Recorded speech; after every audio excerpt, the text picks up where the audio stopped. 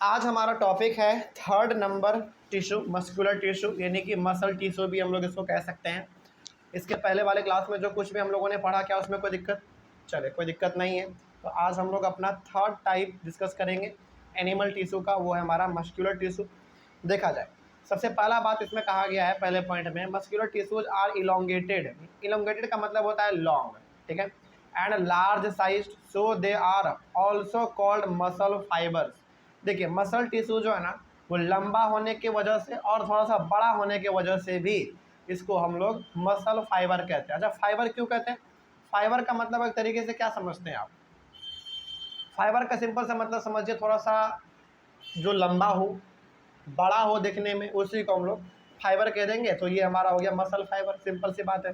तो muscle tissue थोड़ा सा लंबा होने के साथ साथ ये बड़ा भी होता है, इसीलिए हम लोग इसको मसल फाइबर भी कह देते हैं। उसके बाद muscle tissues are responsible for movement in our body, यानी कि हमारे बॉडी में जो भी मूवमेंट होता है, आगे घूमना, पीछे घूमना, उछलना, बैठना, ये सब का सब जो मूवमेंट है, ये हम लोग अपने मसल टिश्यू के कारण ही कर पाते हैं। ठीक है, आगे बढ़ते हैं फिर। उसके बाद muscles contain contractile proteins, due to this our body has contraction and relaxation. देखिए, हमारा बॉडी जो है ना, यानी कि हमारा जो मसल है, वो कभी कभी सिकुड़ता भी है और कभी कभी वो फैलता भी है। ये किसके वजह से हो पा रहा है? कॉन्ट्रैक्टाइल प्रोटीन की वजह से हो पा रहा है। मतलब कि हमारे बॉडी के अंदर एक खास प्रकार का प्रोटीन पाया जा रहा है, उस प्रोटीन का नाम है कॉन्ट्रैक्टाइल प्रोटीन। और ये कॉन्ट्रैक्टाइल प्रोटीन बेसिकली हमारे बॉडी के अंदर कॉन्ट्रैक्शन और रिलैक्सेशन का काम करता है। यानी कि हमारे बॉडी में खिंचाहट आना, या फिर बॉडी में हमारा मसल का खिंचाना, सिकुड़ना, इस तरीके के चीज़ हमारे यदि हो पा रहे हैं, तो वो कॉन्ट्रैक्टाइल प्रोटीन की वजह से ही हो पा रहा है। आगे बढ़ते हैं।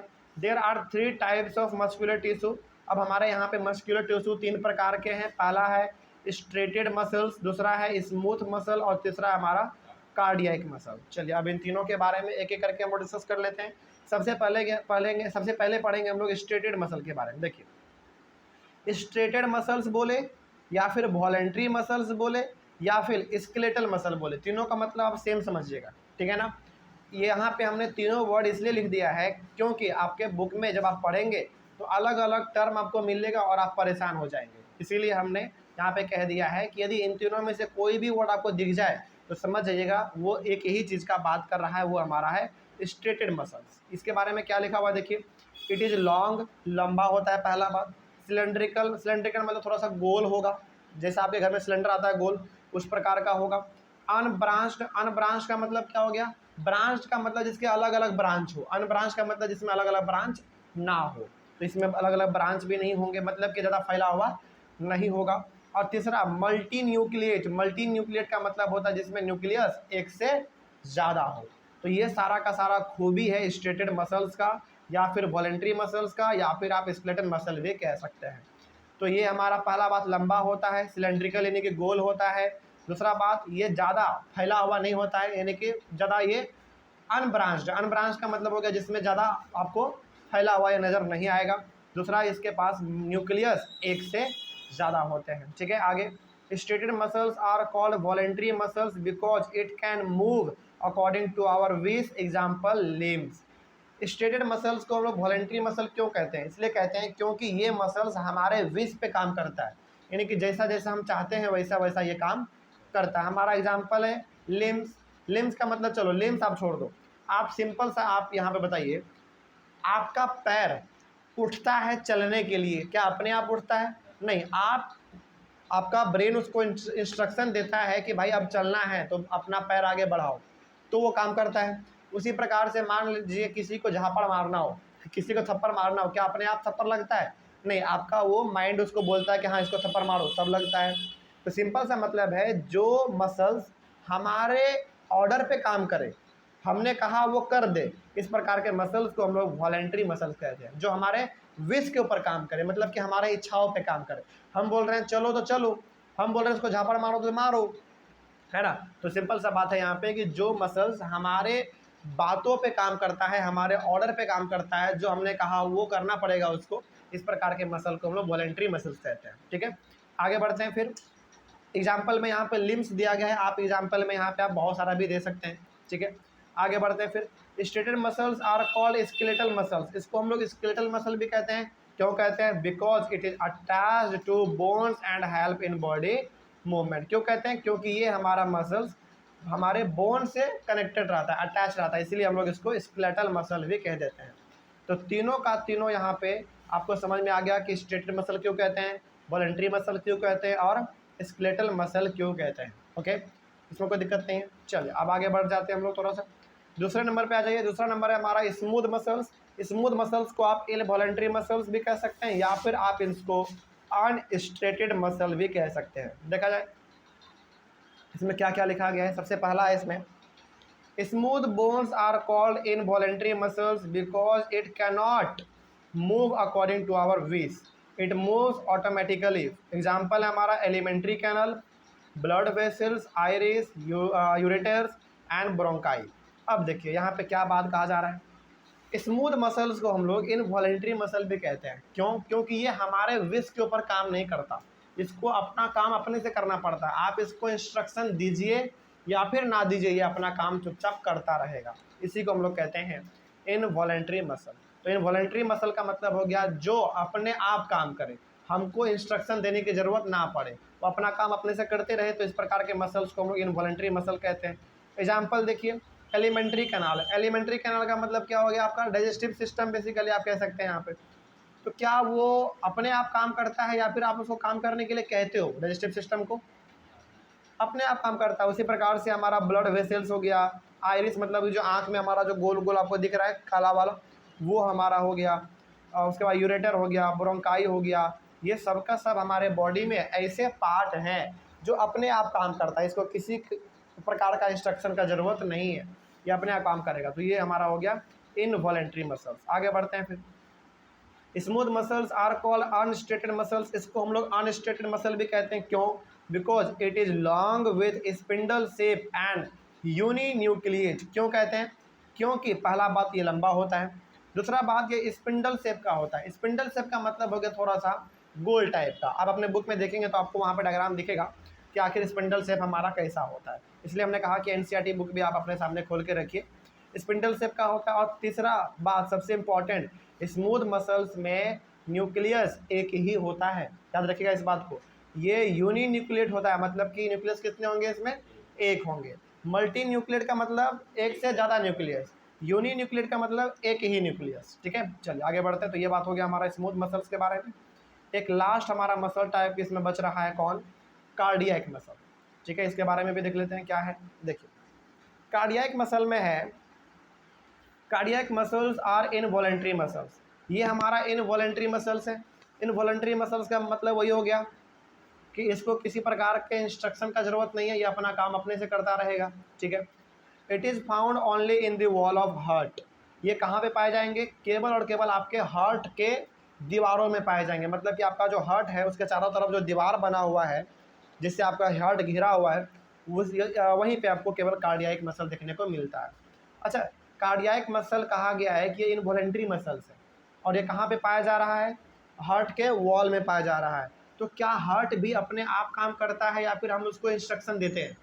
अपने आप काम करता है। इट मीन्स हार्ट भी हमारा एक इनवॉलंटरी ऑर्गन है। ठीक है ना, कह सकते हैं। आगे बढ़ते हैं। Heart show contraction and relaxation through out life, यानी कि जब तक हम जिंदा हैं तब तक हमारा हार्ट लगातार सिकुड़ता है, फैलता है, सिकुड़ता है, फैलता रहता है, यानी कि कॉन्ट्रैक्शन और रिलैक्सेशन इसमें लगातार चलता रहता है। ज़रा आप सोचिए, इस दुनिया में हर प्रकार का मशीन है जिसको कभी ना कभी ख़राब होना है, बीच में ही कभी वो ख़राब हो जाता है, लेकिन हमारा हार्ट ज़रा देखो निरंतर 24 घंटा काम करता रहता है।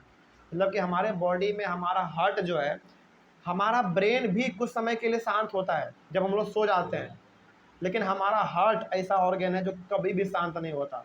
ये शांत हो गया ना तो आदमी शांत हो जाएगा तो ये ज़िंदगी भर चलता रहता है हमारा। तो ये बहुत ही डेलिकेट ऑर्गन है, बहुत ही सेंसिटिव ऑर्गन है।